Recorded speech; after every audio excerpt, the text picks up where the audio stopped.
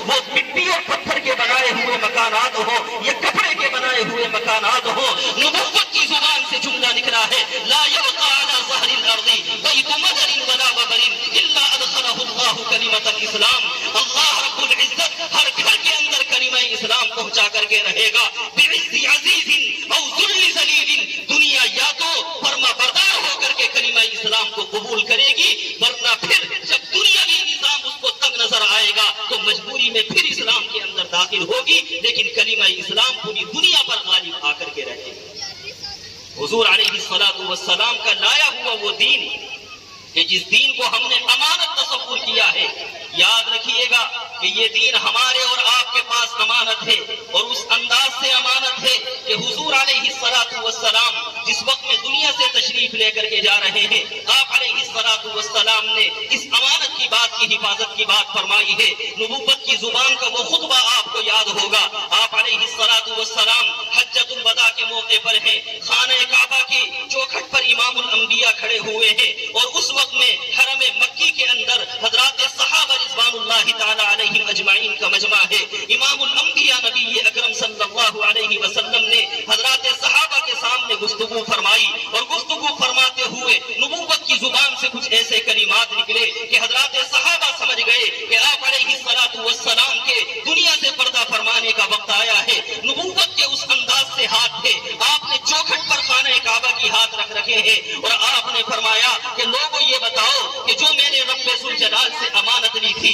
وہ امانت میں نے تم تک پہنچائی ہے کہ نہیں پہنچائی ہے؟ امام الانبیاء کے صحابہ نے فرمایا کہ یا رسول اللہ، آپ نے وہ امانت ہم تک پہنچا دی ہے۔ امام الانبیاء نے اپنی انگلی آسمان کی جانب بلند فرمائی ہے، اور آپ نے فرمایا اللہم اشہد اللہم اشہد اللہم اشہد، الہ العالمین گواہ بن جانا، میں نے جو تجھ سے امانت لی تھی میں نے یہ امت تک پہنچا دی ہے۔ اور پھر نبوت کی زبان سے نکلا تھا الا فلیبلغ الشاہد الغائب، جو یہاں پر موجود ہے وہ غائبین تک اس امانت کو پہنچا دے۔ نبوت کے صحابہ نے اس جملے کو سنا ہے، روایات میں آتا ہے، علماء نے لکھا ہے، صحابہ کی سیرت میں آپ کو ملے گا کہ کتنے وہ صحابہ ہیں کہ جو مکہ المکرمہ سے اپنے گھروں کو بھی رخصت نہیں ہوئے ہیں، وہ دنیا کے اندر پھیل گئے ہیں، اور انہوں نے دنیا میں امام الانبیاء کی امانت کو آگے پہنچایا ہے۔ حضرات صحابہ نے جان کی قربانیاں دی ہیں، مال کی قربانیاں دی ہیں، مدینہ منورہ کو چھوڑنا گوارا کیا ہے، نبوت کے قرب کو چھوڑنا گوارا کیا ہے،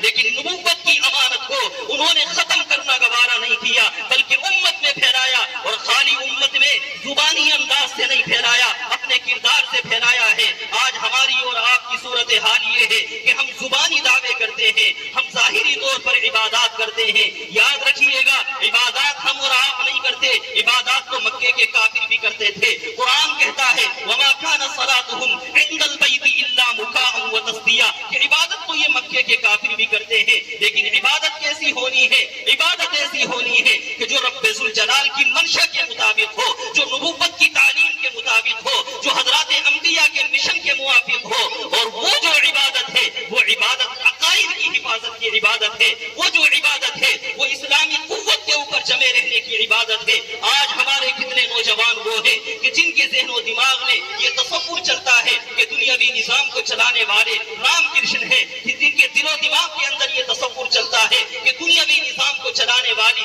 کچھ ایسی قوتیں ہیں کہ جو قوتیں دیو مالائی ہیں، وہ ٹی وی کے اوپر چینل چلا کرتے ہیں، ٹی وی کے اوپر رام لیلا جیسی کہانیاں آتی ہیں، ہمارے افراد ان کہانیوں کو سنتے ہیں اور ایمانی تزلزل کا شکار ہو جاتے ہیں۔ یاد رکھیے گا اس وقت میں سب سے بڑی طاقت و قوت وہ ہے کہ ہم اپنے ایمان کی حفاظت کی بات کریں، اپنے عقائد کی حفاظت کی بات کریں۔ آج سب سے بڑا بہاؤ اور سیلاب اگر ہے تو عقائد کے اوپر حملے کا ہے، اگر سب سے بڑا بہاؤ اور سیلاب ہے تو دین سے سمجھوتا کرنے کا بنا ہوا ہے۔ ہم دین سے سمجھوتا نہ کریں، عقائد سے سمجھوتا نہ کریں۔ رب ذوالجلال نے قرآن میں حضرت خضر علیہ السلام کا واقعہ پیش فرمایا کہ حضرت خضر چلے ہوئے جا رہے تھے، آپ نے ایک بچہ دیکھا، چھوٹا سا بچہ گلی میں کھیل رہا ہے، حضرت خضر نے اس بچے کو پکڑا ہے اور گلا گھونٹ کر کے اس کو مار دیا ہے، بچے کا قتل ہو گیا۔ حضرت موسیٰ علیہ السلام نے پوچھا کہ آپ نے اس بچے کو کیوں قتل کیا ہے؟ حضرت خضر نے فرمایا کہ یہ بچہ آگے چل کر کے بگاڑ لانے والا تھا۔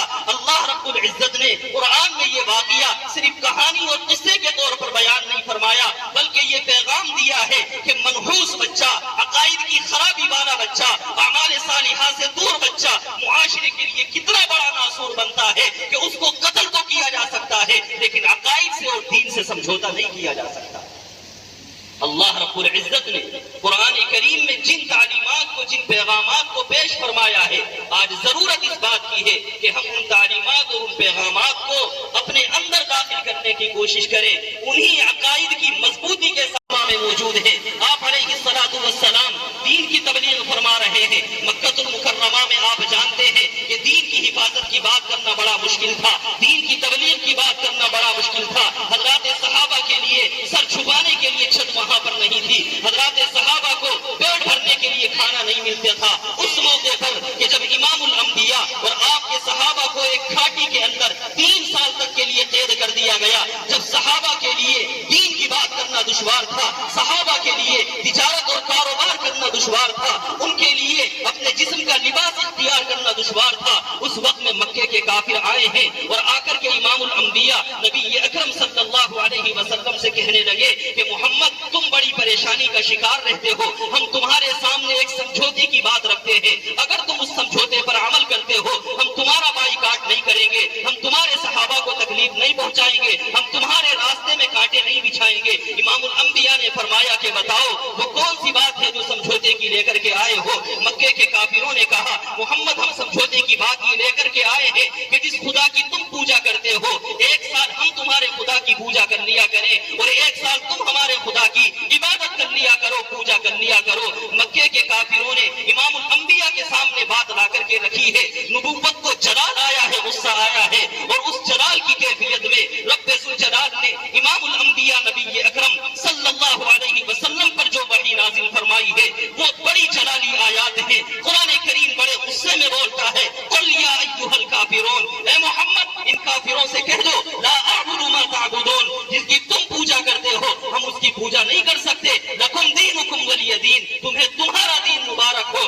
ہم اپنے دین کے اوپر جمے رہیں گے۔ وہ نبوت کی تعلیم کہ آپ مکہ المکرمہ میں اگر چاہتے کافروں سے سمجھوتا کرتے اور پیغام یہ دیتے کہ ہم اپنے گھر کی حفاظت کرتے ہیں، بچوں کی حفاظت کر رہے ہیں، کاروبار کی حفاظت کر رہے ہیں، جان کی حفاظت کر رہے ہیں، معیشت کی حفاظت کر رہے ہیں، لیکن نبوت نے عقائد کی تعلیم پر بچوں کی قربانیاں دینا بھی قبول کر لیا ہے، گھر بار کی قربانی کو بھی قبول کر لیا ہے، لیکن عقائد سے امام الانبیاء نبی اکرم صلی اللہ علیہ وسلم نے سمجھوتا نہیں کیا ہے۔ یہ نبوت کی وہ تعلیم ہے کہ جس تعلیم کو ہمیں اور آپ کو اختیار کرنے کی ضرورت ہے۔ آج بڑا سنگین مرحلہ یہی ہے کہ ہم اس تعلیم کو عملی جامہ پہنانے کی کوشش کریں، اس تعلیم کو ہم اپنی زندگی کے اندر لانے کی کوشش کریں۔ یہ مدارس اسلامیہ، یہ مکاتب دینیہ اسی تعلیم کی حفاظت کی بات کرتے ہیں، اسی امانت کی حفاظت کی بات کرتے ہیں جو امام الانبیاء نبی اکرم صلی اللہ علیہ وسلم نے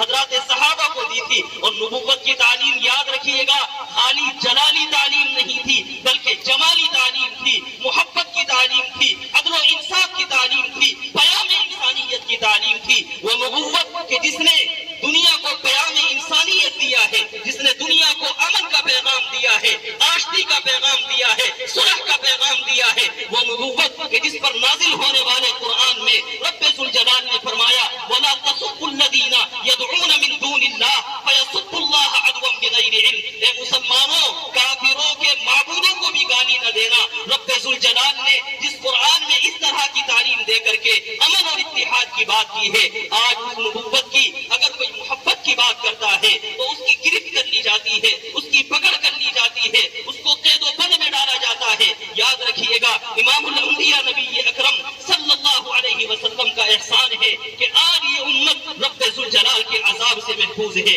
امام الانبیاء پر نازل ہونے والے قرآن میں رب ذوالجلال نے فرمایا تھا وَمَا كَانَ اللَّهُ لِيُعَذِّبَهُمْ وَأَنْتَ فِيهِمْ، کہ جب تک امام الانبیاء کی ذات باقی ہے رب ذوالجلال دنیا پر برق وقت عذاب نازل نہیں فرمائے گا۔ ہمارا ایمان و عقیدہ یہ ہے امام الانبیاء کی ذات آج بھی اپنی قبر مبارک میں زندہ ہے، نبوت کی زندگی ہے جو آج امت اجتماعی عذاب سے محفوظ ہے۔ ورنہ رب ذوالجلال نے قرآن کریم میں جو تاریخی واقعات بیان فرمائے ہیں کہ قوم لوط پر عذاب آیا ہے، قوم سمود پر عذاب آیا ہے، قوم نوح پر عذاب آیا ہے، رب ذوالجلال نے اجتماعی طور پر جو قوموں پر عذاب نازل فرمایا ہے اس کی وجہ وجہ یہ ہے کہ اس زمانے کے انبیاء کی وہ دعائیں نہیں تھی، لیکن نبوت کی اس دعا کو یاد کیجئے گا کہ آپ علیہ السلام کے دنیا سے پردہ فرمانے کا وقت ہے، آپ ام عائشہ کی گود میں لیٹے ہوئے ہیں، حضور علیہ السلام کے پاس جبرائیل امین آئے ہیں اور آ کر کے فرمانے لگے کہ یا رسول اللہ،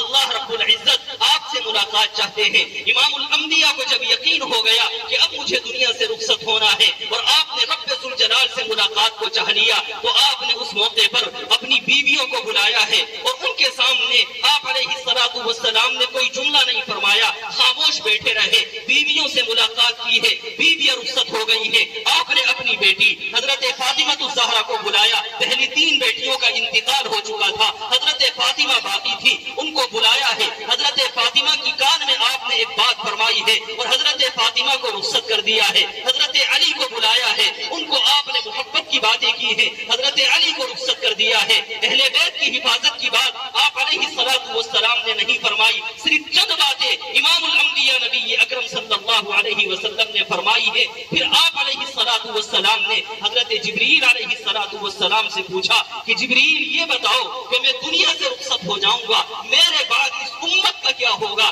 ذرا اس امت کے بارے میں رب ذوالجلال سے معلوم کر کے آؤ۔ امام الانبیاء نبی اکرم صلی اللہ علیہ وسلم نے جبریل علیہ السلام کو واپس آسمانوں پر بھیجا ہے کہ اس امت کے بارے میں رب ذوالجلال سے معلوم کر کے آؤ کہ اللہ تعالیٰ اس امت پر اجتماعی عذاب کو نازل نہیں فرمائے گا۔ امام الانبیاء نے اس آخری وقت میں اپنی بیٹی حضرت فاطمہ الزہرا کی حفاظت کی بات نہیں فرمائی ہے، حضرت حسنین کو بلایا ہے، سینے سے لگایا ہے، لیکن یہ نہیں کہا کہ ان کی حفاظت کرے گا کہ نہیں کرے گا۔ حضرت علی کو بلایا ہے، اپنے اہل بیت کو بلایا ہے، محبت کی باتیں فرمائی ہے، رخصت کر دیا ہے، لیکن جب امت کی بات آئی ہے امام الانبیاء نے جبرائیل کو بھیجا ہے کہ جاؤ رب ذوالجلال سے معلوم کر کے آؤ کہ میرے بعد میری امت پر عذاب تو نہیں آئے گا۔ رب ذوالجلال نے اس موقع پر امام الانبیاء کی دعا کو قبول فرمایا ہے اور فرمایا کہ یا رسول اللہ، اے محمد آپ مطمئن رہیے، رب ذوالجلال آپ کی امت پر اجتماعی عذاب نازل نہیں فرمائے گا۔ خدا کی قسم، اگر آج دنیا کے اندر ان تمام ضلالتوں اور گمراہیوں کے باوجود، اگر دنیا کے اندر بیٹیوں اور بہنوں کی عصمت دری کے باوجود، اگر دنیا کے اندر شراب نوشی اور ڈاکہ زنی کے باوجود، اگر دنیا کے اندر شراب نوشی اور حرام خوری کے باوجود، اگر سوری کاروبار کے باوجود، اگر اللہ رب العزت کا اجتماعی عذاب نہیں آ رہا ہے، اگر اللہ رب العزت کی شان میں گستاخی کرنے کے باوجود، قرآن کریم کو جلانے کے باوجود، نبوت کی زبان پر اور نبوت کے کلام پر حملہ کرنے کے باوجود اگر رب ذوالجلال کا اجتماعی عذاب نہیں آ رہا ہے، تو یہ امام الانبیاء نبی اکرم صلی اللہ علیہ وسلم کی رحمت کا نتیجہ ہے۔ اس رحمت للعالمین کے حوالے سے آج ہمیں اور آپ کو انتہائی سنجیدہ ہونے کی ضرورت ہے۔ اللہ تعالیٰ مجھے بھی اور آپ کو بھی کہنے سننے سے زیادہ باتوں کو سمجھنے کی توفیق مرحمت فرمائے۔ وآخر دعوانا الحمد للہ رب العالمین۔